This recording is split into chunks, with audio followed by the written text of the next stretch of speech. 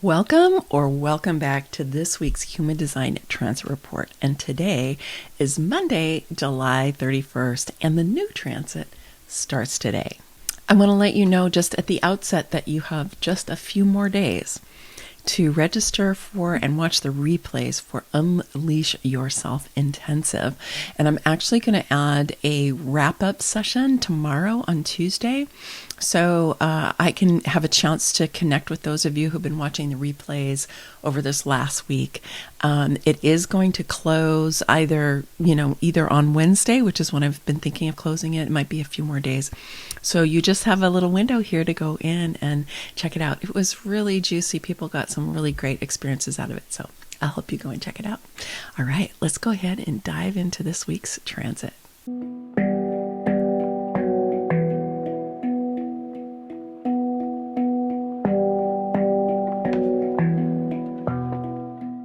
Before we dive into the particulars of this transit, I just want to check in with all of you non-sacral beings, so the projectors, the manifestors, and the reflectors, to see how are you doing out there with this ongoing sacral definition that we're getting from the 3 and 60.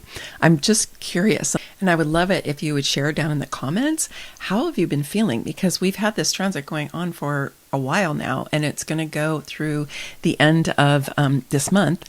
And so I'm just curious, how is it feeling to have all that sacral energy going? Is it making you feel really lively and excited? Are you starting to get tired? Go ahead and share with us. We'd love to learn from you. And just as a reminder, when we have a transit like this, even though it's a long transit, it doesn't change your natal chart, okay? None of the transits actually change your original birth chart. Your original birth chart is always the same. So whether it's a transit that's coming through that lights something up where you get temporary definition somewhere, that like what we're getting here with the sacral and the root for those people who don't have that defined, or if it's you're around someone else and you're picking up their energy and amplifying it and they're doing the same with you, it's none of that is changing your fundamental chart, okay? That chart does not change, but you experience the whole rest of the chart differently, because remember, we all have the whole chart. And so you're getting to actually taste and experience energies that you normally don't have access to simply on your own. So that's what the transits give you, and that's what other people give you. But just remember, it's not sustainable, it's not consistent, it's going to come and go, and you get to enjoy it while it's here. So today, the sun is moving into the gate 33, which is right over here on the throat center, and it's one of the 3 storytelling gates. And in traditional human design, it's known as privacy, and in quantum human design, it's known as retelling. It's in the sensing circuit, so it is creative. Actually, all the storytelling gates are in the sensing circuit.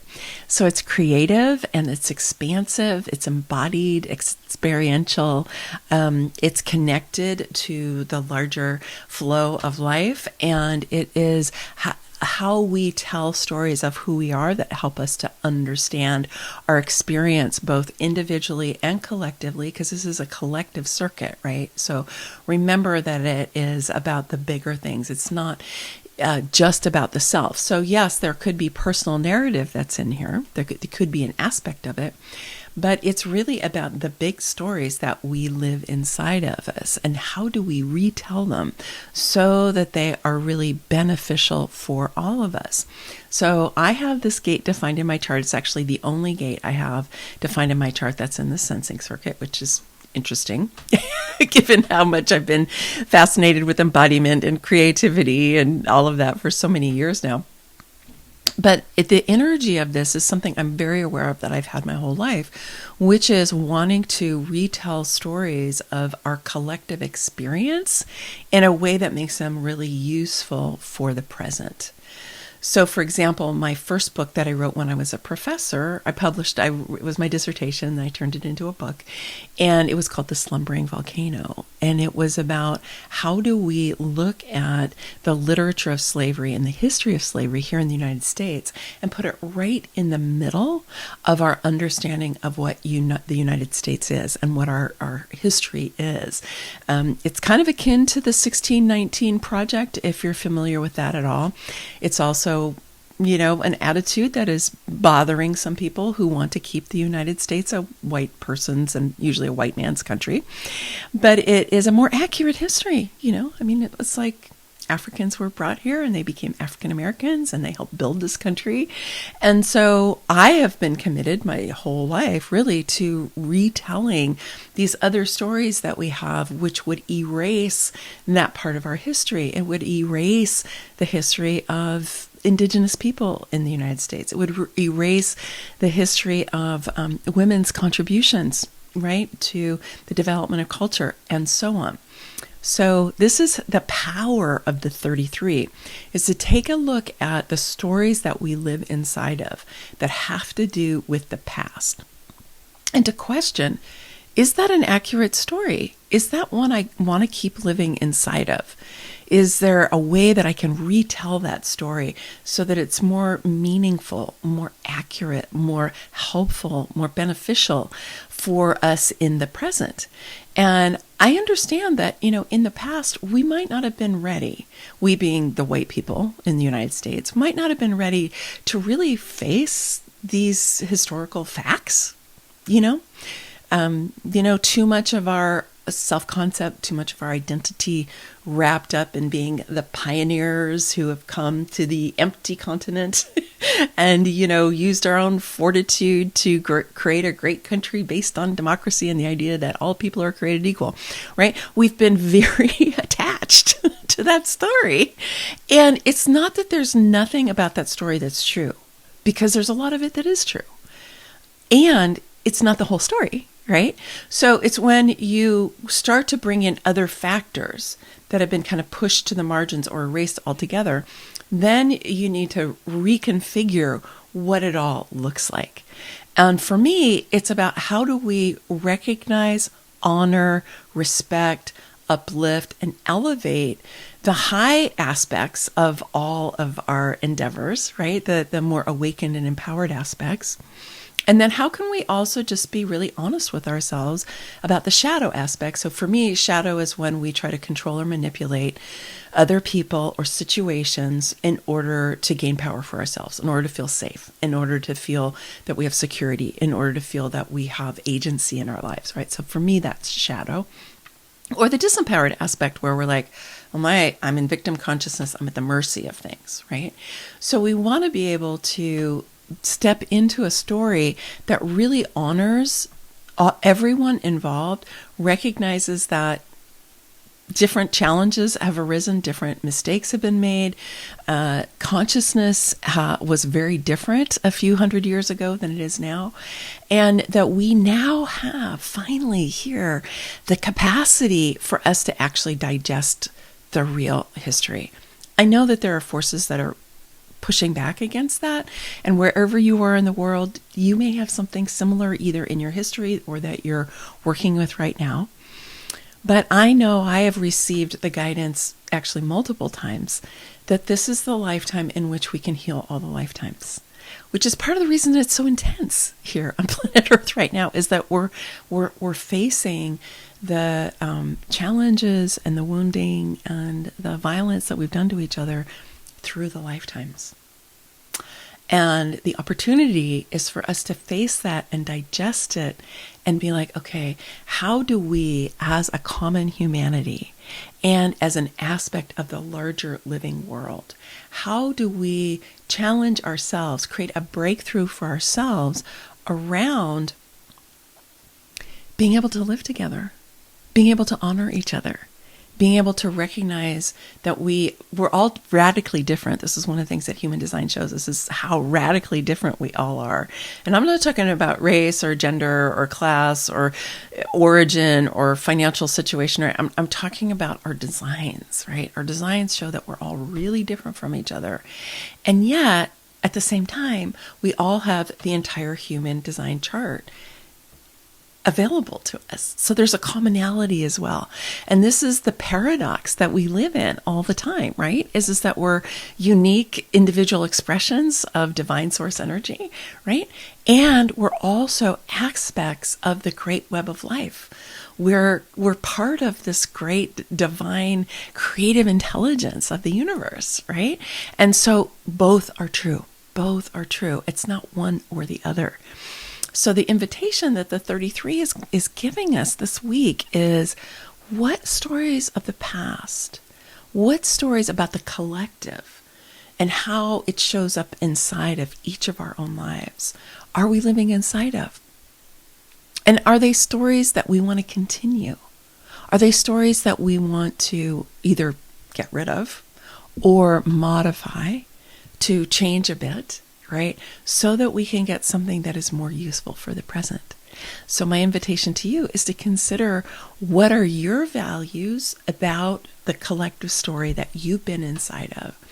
And does that story that you were taught, that you may still be in, is it accurate for you? Is it helpful for you?